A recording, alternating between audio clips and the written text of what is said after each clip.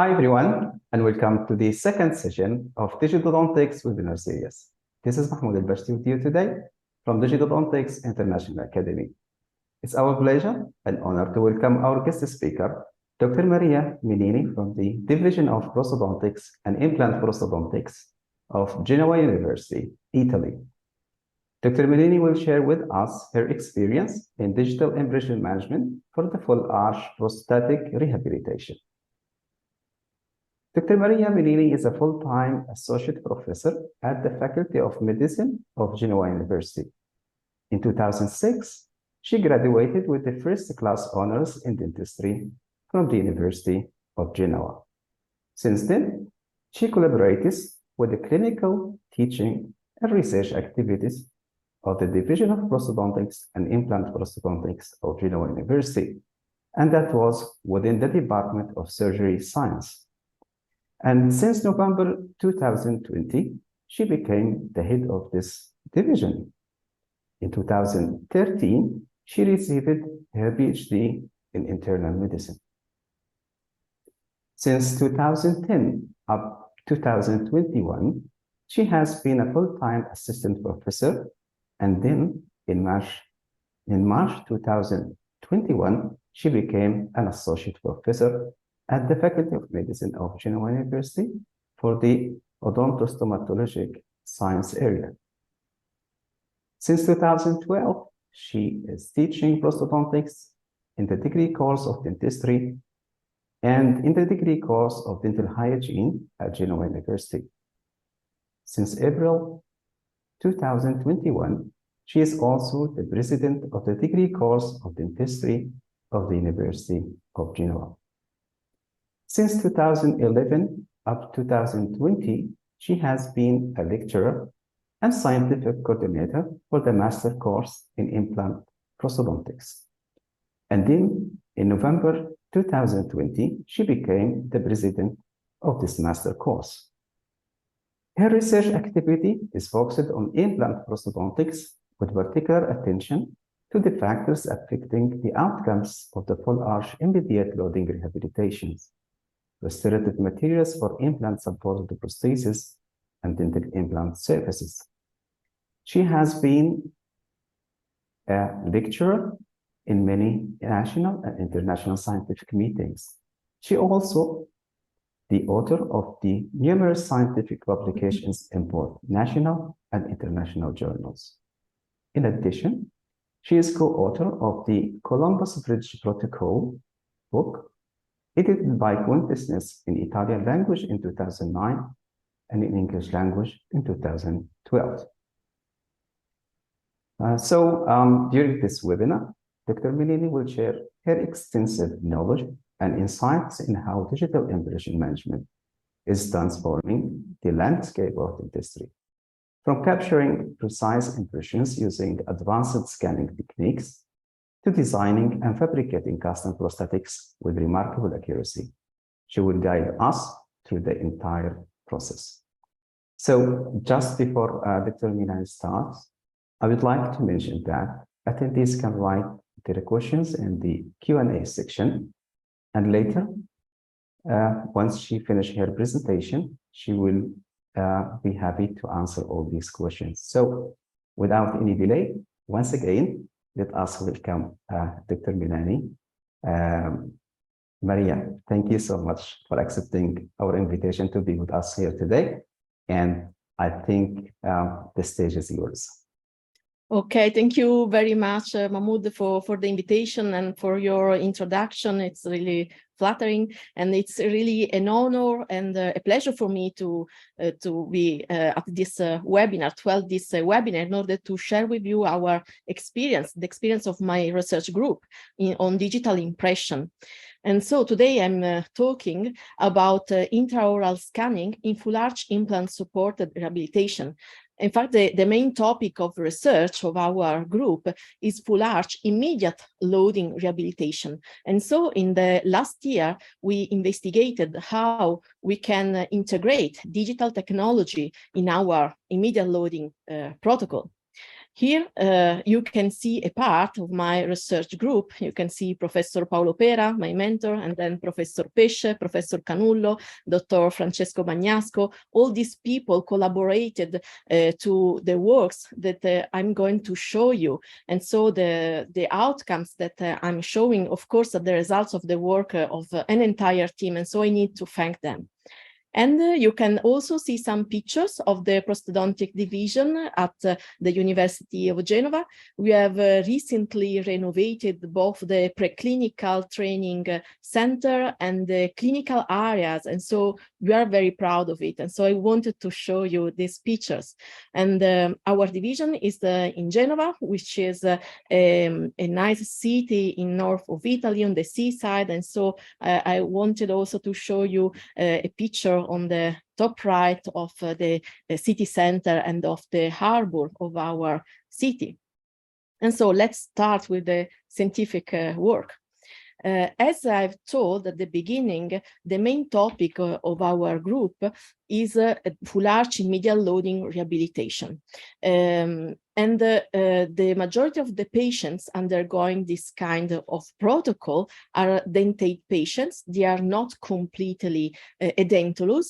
And the day of surgery, since their dentition is compromised, we have teeth extraction, and dental implants are immediately placed in post-extractive sites. And then we will have to take a post-surgical impression to realize a passive fitting prosthesis within 24 to 48 hours. One peculiar characteristic of this protocol is the presence of an immediate rigid framework in the medial loading prosthesis. This is the main difference between our protocol and other similar protocols, such as the all-on-4 technique. And why we want a rigid framework in immediate loading prosthesis? Because with a rigid framework, we can rigidly splint the implants together, and we can have a more even distribution of occlusal loads, since the implants are not osseointegrated yet, and so we need to avoid as much as possible implant micromotion. Also, if we have a stiff, strong framework, we can have a thin prosthesis, which is sufficiently strong and stiff. And so we can have a very thin prosthesis without the need of osteoplasty. Compared to other protocols, we don't need a Toronto bridge-like prosthesis. So if the atrophy in the anterior part of the maxilla is not too much, we can have this very aesthetic prosthesis with a very aesthetic result. Of course, we can do it with a full acrylic prosthesis. Since it will be too thin, it will bend, and we could have technical failures and fractures because it will not have sufficient strength. So this is why we need a very, very precise impression technique, and we need to work a lot in the clinical and laboratory workflow in order to be able to provide an immediate passive fitting framework within 24 to 48 hours. Here you can see the main key factors of the protocol in order to understand what we are talking about. And didactically, we are divided in a surgical and the prosthodontic protocol.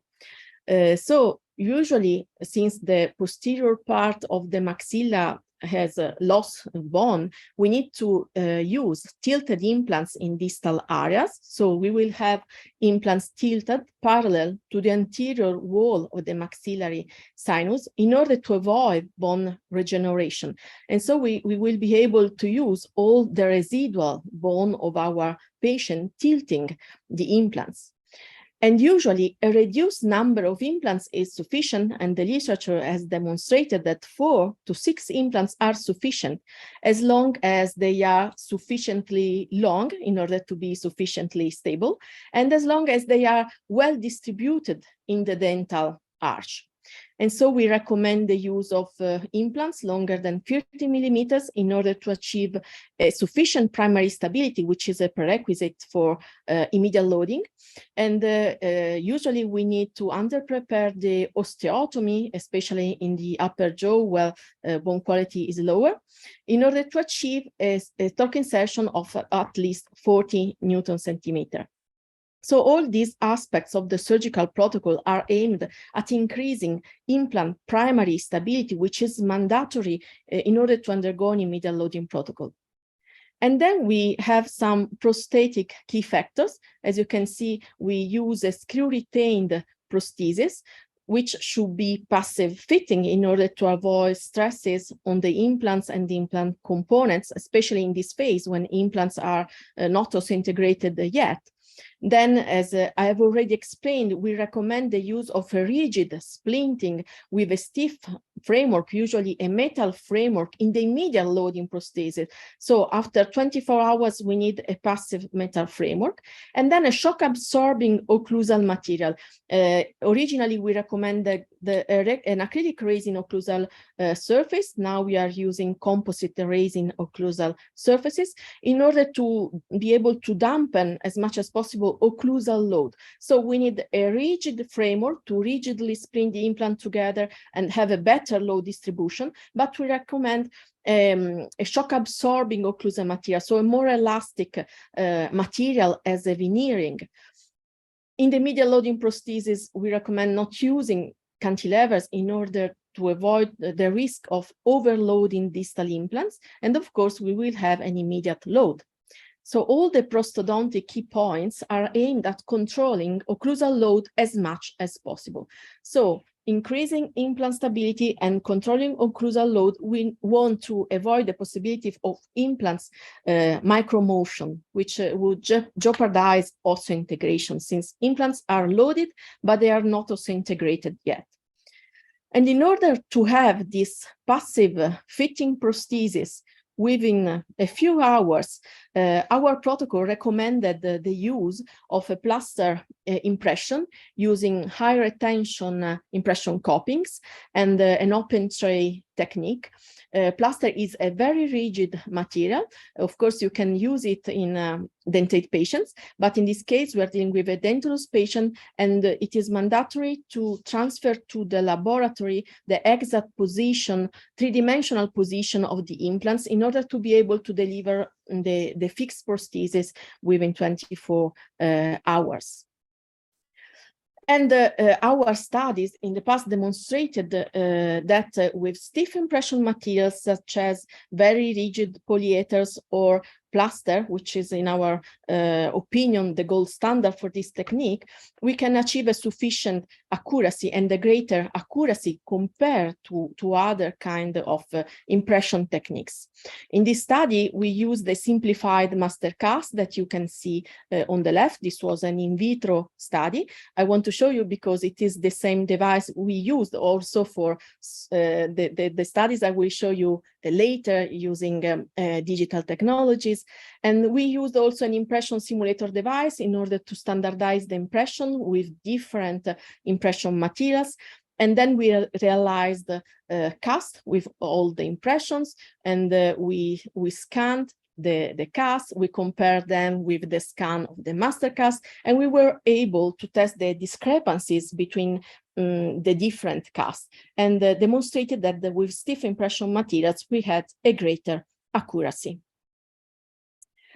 Nowadays, the digitalization of technology is always present in our daily life and also in our working life. And also for those clinicians that are still using an analogic impression technique, usually they don't follow a completely analogic workflow, because in the majority of the cases, we have an indirect digitalization. That means that the analogic impression, or more often the plaster model, is then scanned in the laboratory, and then we will digitalize the model in order to have the subsequent step of the workflow. And at the same time, it is not so often to have a completely digital workflow. We can easily have a completely digital workflow with monolithic prosthesis, but there are several manufacturing processes that need the realization of a physical model, even if the clinician is using intraoral scanner. So we can have completely analogic workflows. This is all a very simplified scheme. But it is only to explain that we can have completely analogic workflow, completely digital workflows, and most often a mix of the two techniques. And the digitalization of the models provides a lot of advantages. And even if I've been skeptical in the past, I now believe that it is the right moment to introduce intraoral scanner in our daily clinical practice if we didn't do it before. We have several advantages. First of all, patients prefer digital impression compared to analogic impression because of the taste of the material, because of the gag reflex, and also because of difficulty in breathing during analogic impression. So there is a greater patient comfort with intraoral scanning, also because we can stop the scan and start it again if there is some problem with the patient. The workflow is simplified. Usually the procedure is simpler and faster, and we can skip some steps of the analogic workflow, such as choice of the impression tray, customization of the impression tray, mixing of the material, pouring of the cast.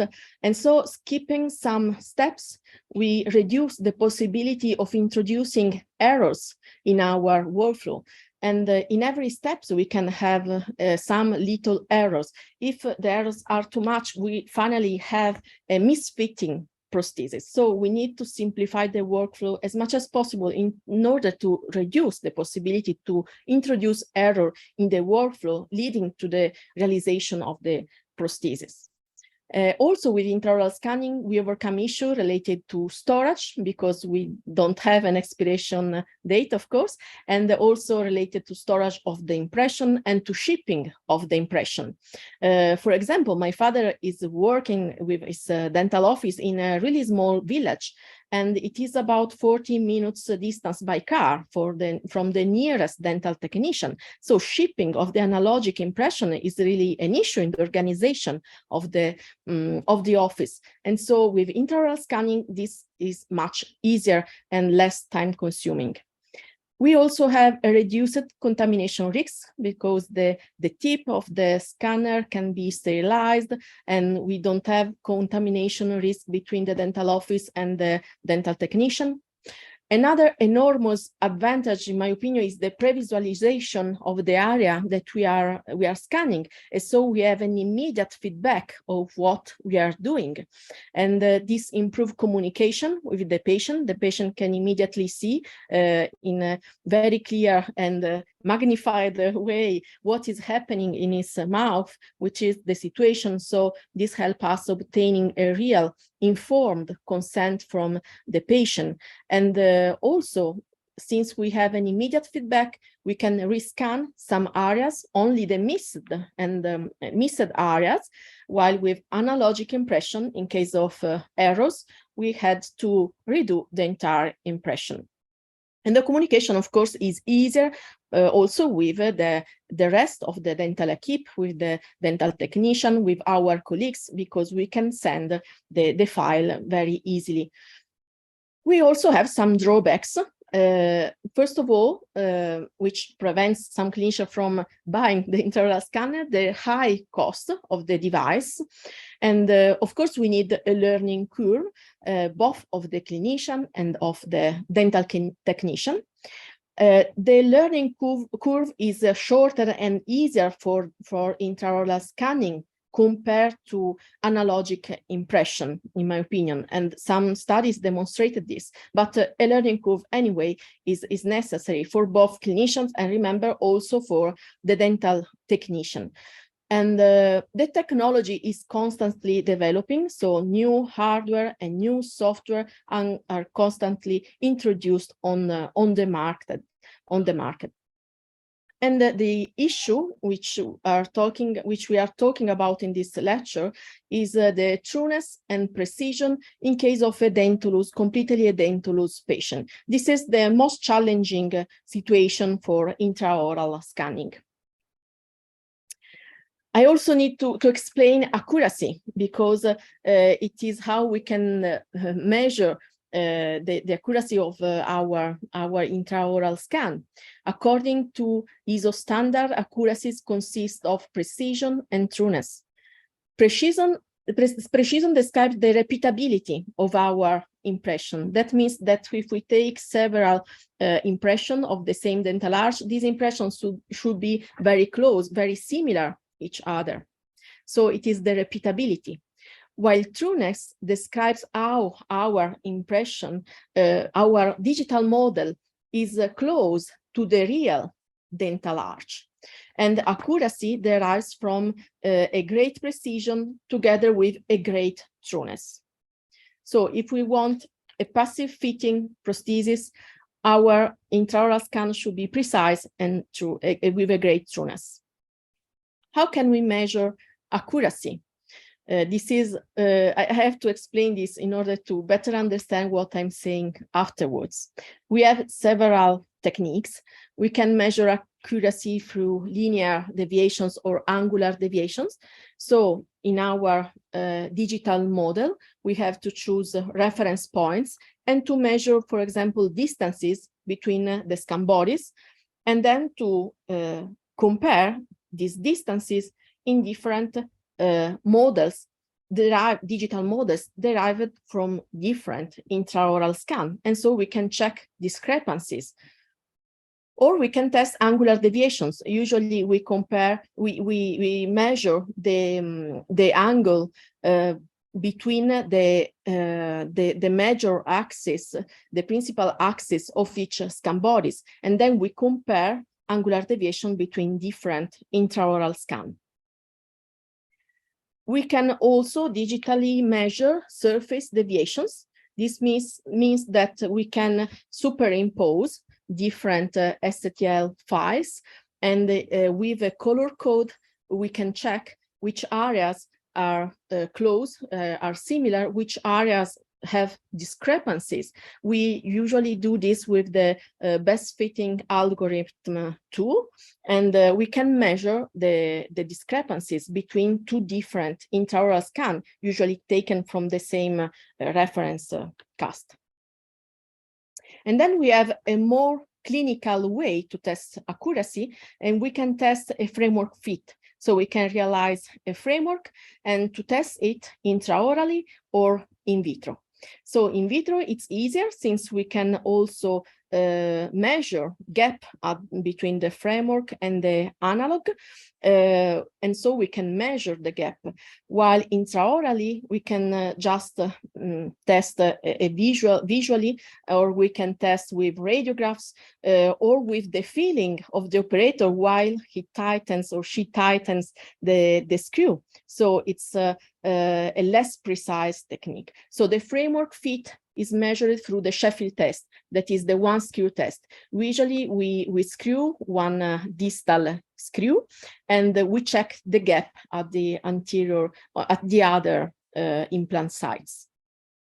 But in this case, what I want to underline is that we are not testing the accuracy of the digital impression alone. We are testing the accuracy of the entire workflow, both the clinical and the laboratory workflow that lead to the realization of the framework. So it doesn't mean that the inaccuracy is due only to the kind of impression we have taken. And there are a plethora of factors affecting accuracy. Some factors are related to the intraoral scanner we are using, to its technology, both to the hardware and to the software. For example, the scanning head size, the smaller, the easier will be to reach all the areas to be scanned, but the scanning distance required, the calibration of the intraoral scanner. We need to remember to calibrate it regularly. And accuracy is affected by the type of scan bodies. We have scan bodies made of different materials, with different shapes, and with different surfaces, different textures. And all these differences in the design and in the material of the scan bodies may affect accuracy. Then there are factors related to the clinician. First of all, the experience of the operator and also the scanning pattern. The suggestion is to follow the indication, the recommendation of the manufacturer, but there are a lot of different scanning strategies and they affect accuracy. And also related to operator experience, there are cutting off, rescanning, and overlapping that may affect accuracy. Then there are factors related to environment, such as light conditions and humidity where the scanner is, or temperature changes, and factors related to the oral environment, such as the presence of saliva and blood that strongly affect accuracy, and this is a problem in post-surgical impression, or the presence of existing restoration, in particular restoration made of materials reflecting light, they may affect accuracy. Surface characteristics to be scanned, the dental arch, because maxillar is easier compared to the mandible for the presence of the tongue in the mandible, or mobile tissue. Mobile tissue are very difficult to scan and they affect accuracy. The extension of the scan, with a greater extension of the scan, we will lose accuracy compared to partial rehabilitation. Inter-implant distance is another important factor strongly affecting the accuracy. The greater the inter-implant distance, the greater the difficulty in achieving an accurate intraoral scan, because in edentulous areas, the scanner don't have reference points and landmarks in order to stitch images in an accurate way. And then some authors reported that angulation between implants affect accuracy, although we didn't find this factor as affecting accuracy, but different authors disagree. And then a great difference we noticed is between healed tissue, which is easier to scan if we have healed, keratinized, fixed, firm tissue, compared to post-surgery situation where we have blood and we have mobile tissue. In this study, in vitro study, we compare intraoral scan made in different clinical scenarios. So we compared a single crown, a single implant, with a partial rehabilitation supported with 2 implants, and a full edentulous dental arch with 4 implants, such as in our immediate loading protocol. And we had both an experienced operator and an inexperienced operator performing 10 scans each for each scenario and using 4 different intraoral scanners. And what we have found was that in single implant restoration and in partial rehabilitation, both the expert and the inexperienced operators had satisfactory results with accurate intraoral scan, very similar to the reference scan of the master cast. While in full edentulous arch, both the operators had lower trueness. The results were poorer. So the full arch situation, we confirm that it is the most challenging situation for the intraoral scan in order to have an accurate reproduction of the dental arch. And also we found that with some intraoral scanner, the operator experience had a greater effect, a greater influence in the results compared to other intraoral scanner. So this is why we concentrated on full arch rehabilitation, because they are the most challenging. This was our first study in one of our first studies in 2018 using an intraoral scanner. This was the true definition scanner. This was an in vitro study, and we decided to compare the digital impression with several type of conventional impression technique. We used two types of polyether, plaster impression. We tested both open tray and closed tray technique, and both splintered and non-splintered impression copings. And we made different tests in order to evaluate the accuracy of the different impression technique. We evaluated both angular and inter-implant distances in the different casts realized from the test impression. And we also realized milled titanium frameworks from the different impression techniques. And with the Sheffield test, we tested the accuracy of the metal frameworks on the master cast under a microscope. And the result showed that already in 2018, the digital impression had optimal results comparable or better to that of conventional impression in the majority of the cases. As you can see, especially regarding distance error, the results with digital impression was more predictable compared to analogic techniques that had a greater variability of the result. They were less predictable, the error were more casual, and there was a greater standard deviation in the results compared to the digital impression. And of course, at that time, all the operators, myself, for example, were not experienced operator, because this was really our first experience with digital impression. And in the first case, we used a simplified device, a simplified master cast with flat surfaces. And then we tried to test a situation more similar to clinical reality. So we started taking intraoral scan of real models. In this study, we tested 5 different models with different implant inclinations and different implant distributions. And there were 5 different clinicians taking the impression of all the master casts.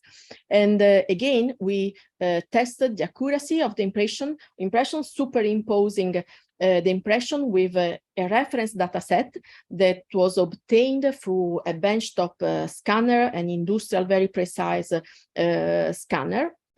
So the master casts were scanned with a very precise industrial scanner, and then this scan was compared with the scan we took with the intraoral scanner we were testing. And we also realized the frameworks in order to test the fit of the framework on this different clinical scenario.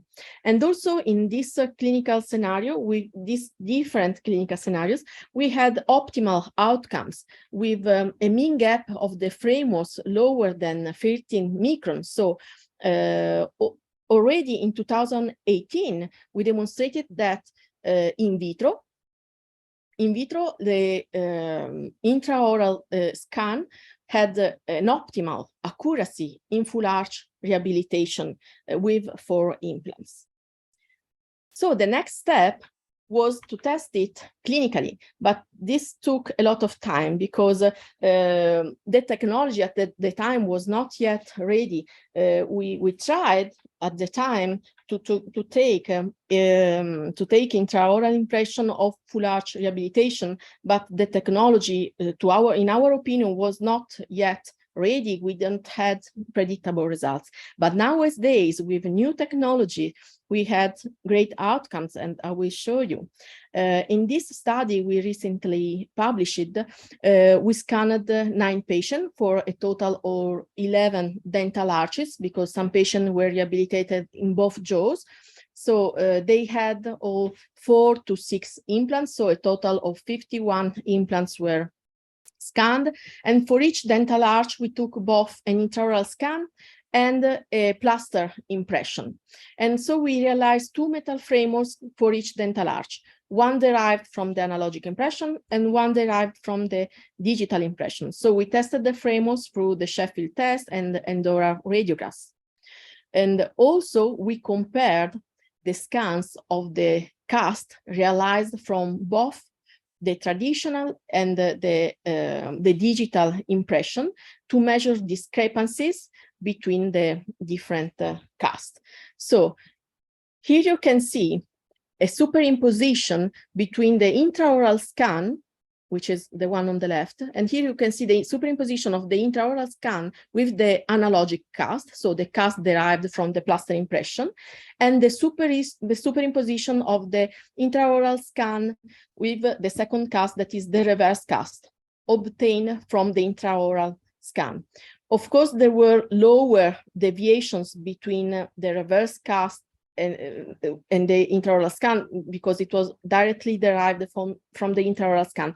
But indeed, we found discrepancies between the two casts, and the greater distance, the greater discrepancies were always in the distal scan bodies. We also measure linear discrepancies, and again we found greater discrepancies at distal implants, and the mean discrepancies was 0.11 millimeters, that is 110 microns. This is the clinical test with the framework. And both techniques, despite the results I have already explained, so there was a difference in the analogic model and the digital model, but both frameworks were always passive fitting and were clinically passive fitting. So we judged as excellent passivity the passivity of the majority of the frameworks. Only two frameworks, one derived from the digital impression and one derived from the plaster impression, had a slight discrepancy. That means that while tightening the screw, the clinician felt a strain, but all the radiographs were perfect and didn't show any gap. And so radiographically, the fitting was always perfect in 100% cases. Of course, I repeat what I've already said. With the test of the framework fit, we are not testing only the accuracy of the intraoral impression, but we are testing the accuracy of the entire workflow. In this test, we decided to have milled frameworks and to lute prosthetic cylinders inside the frameworks. But we have several different techniques in order to realize a metal framework. We can print the metal frameworks, and the framework we can see here is printed, and then the part of the connection is milled and prepared for the luting technique. Or we can have a completely printed framework, or frameworks made of different materials. And there are several other steps in the managing of the files, in the processing of the files, that can affect the final accuracy of the prosthesis. I have also added this slide in order to show another advantages of intraoral scanning and digital technology. For example, the easy and cheaper realization of prototypes that can be checked intraorally before the realization of the final prosthesis. And so you can adapt them intraorally and then scan them and optimize the final results of the final prosthesis. And once you have designed your final prosthesis, you can, in case you need it, realize another prosthesis quite quickly, and which was not the case with analogic techniques. So the next step, what we are working right now, is to try to use intraoral scanning in full arch immediate loading rehabilitation. And we try to compare intraoral scans taken immediately after implant insertion with intraoral scan taken some weeks later when soft tissue were healed.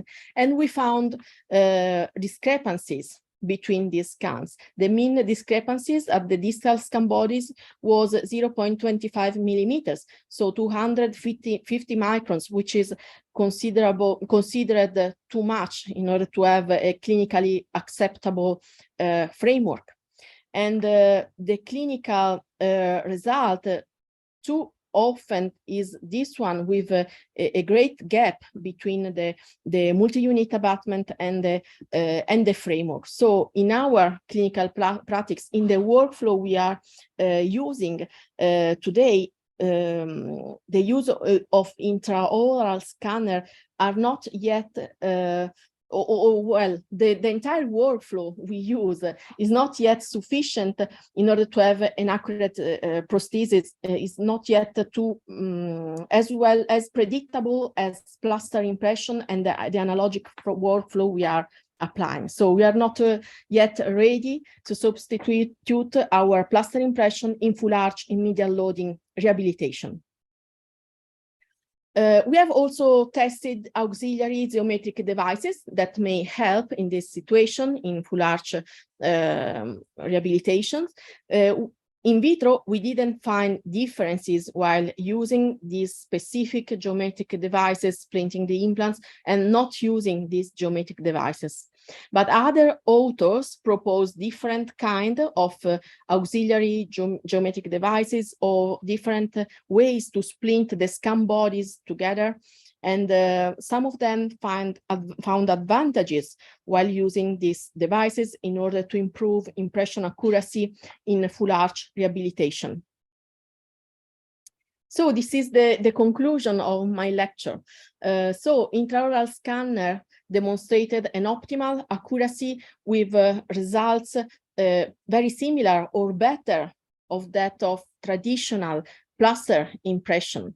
And so when peri-implant tissue are healed, intraoral scanner can have all the advantages of the digitalization of the workflow, maintaining the accuracy of the analogic impression.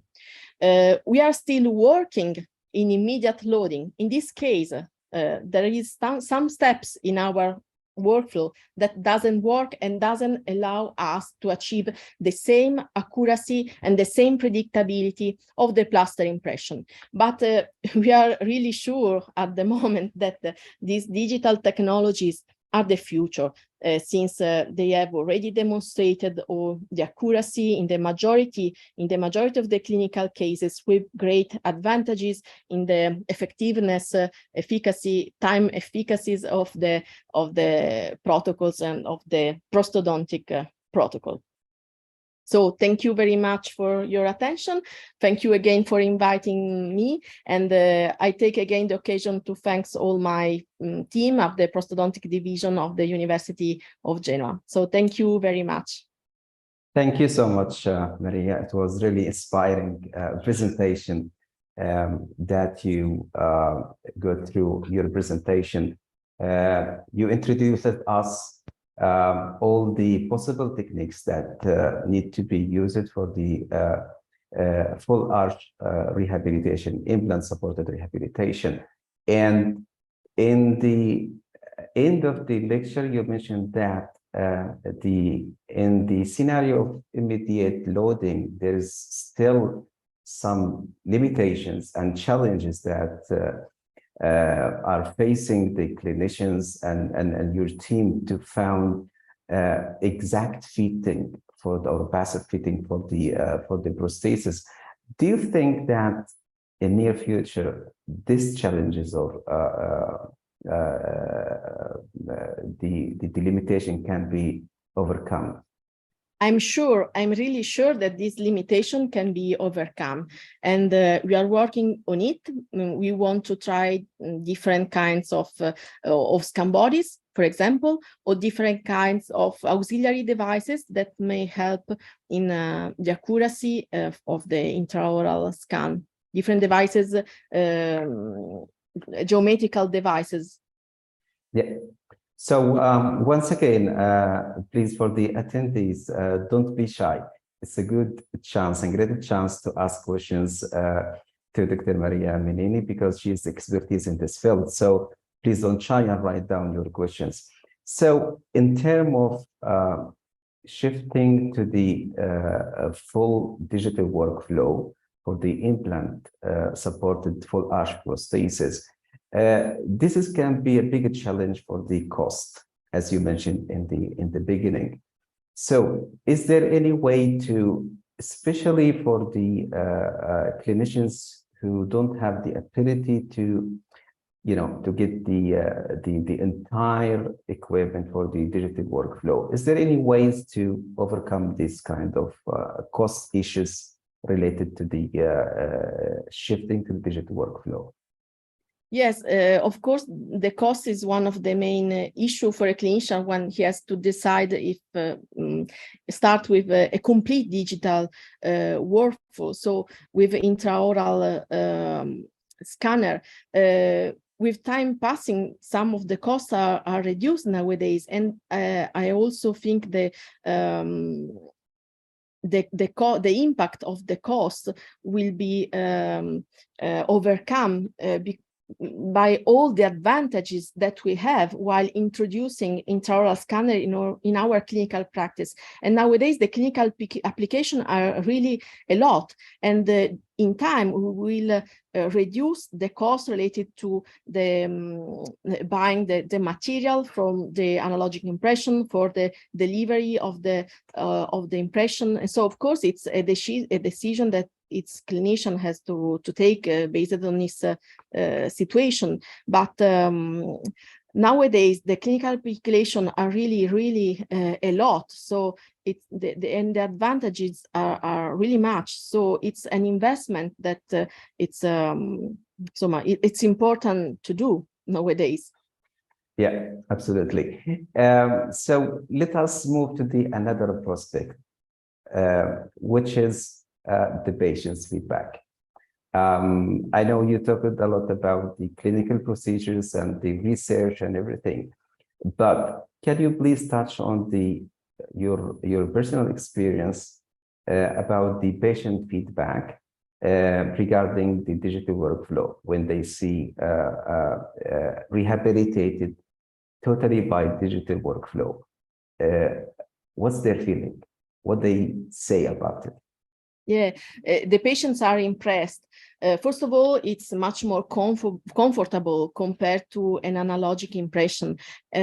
So you avoid the gag reflex, you avoid the bad taste of the analogic material, but also they are impressed by the technology, but the images they can see, and they can really understand what is the future, the rehabilitation that the clinician is going to do.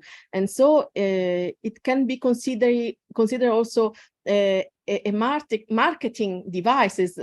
So some clinicians use it a lot in order to convince patient on the rehabilitation to be done, because the patients are impressed.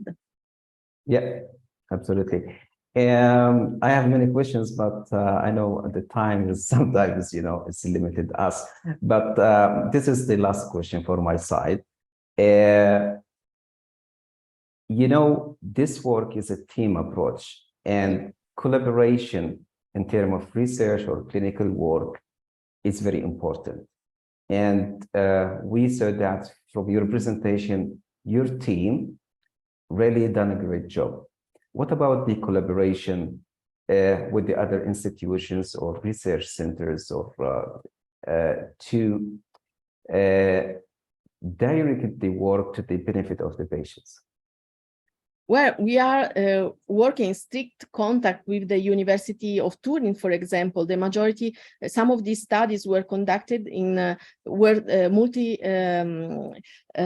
multi-center study, because with Professor Francesco Pera at the University of Turin, we are conducting together this kind of research of intraoral scanning. So our experience is very good with this center. And nowadays, the majority of the university in Italy are approaching digital technology on the research point of view. It's more difficult to introduce it, in my point of view, in teaching, because we don't have a sufficient amount of devices, so the costs are quite high. So it's more difficult to make this technology available to all the students in order to teach them how to use it. But on the research point of view, all the institutions in Italy nowadays have approached this this technology. Yeah. So we have one question here from Dr. Hazel Mercado. Hello and good day, Dr. Maria.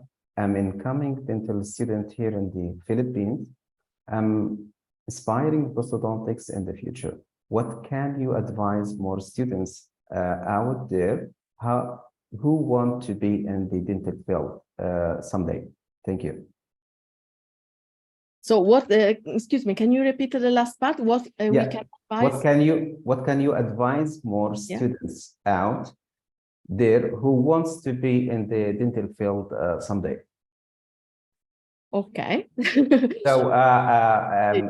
I think he or she means that he's coming to be a dental student in the future. And what kind of advice that you advise to him because he or she inspired in prosthodontics? Yeah. First of all, I suggest to study a lot and never stop studying, because as you have seen in this lecture, the technology is in constant evolution. So you can never stop studying, and you can't avoid studying the basic principle of prosthodontics. So the results of a good prosthesis will not be possible knowing only the technology. You need to know the basic principle of traditional prosthodontics in order to have a successful prosthesis. So first of all, you have to study a lot, and then you have to practice a lot. This is my suggestion. Thank you so much. Yeah. Welcome. So I think we are going to conclude our webinar today. So once again, I would like to thank you, Maria, for your time and effort to share with us your experience in this field. And it's really was an inspiring lecture. And as tradition for Digitodontics, we would like to present a certificate of appreciation. Thank you. We hereby express our sincere appreciation to Dr. Maria Menini in recognition of her contribution as a live webinar speaker for the Digitodontics Webinar Series on the topic of digital impression management for the full arch prosthetic rehabilitation that was presented on Thursday, June 29th, 2023. Maria, thank you so much thank you for everything that you presented for us today. And yeah, we are looking forward to see you again for other presentations, of course, that will inspire other practitioners in the future. So thank you so much. Thank you so much. Thank you really so much, and see you soon. Thank you so much. So for the attendees and everyone, thank you so much for joining us today. It was a really, really nice and inspiring presentation by Dr. Maria Menini. Please stay tuned for the upcoming webinars. We have a bunch of webinars next week and the coming weeks. So stay tuned and see you all in the next webinar. Have a nice day, nice evening, and bye. Bye. Bye. Bye. Bye.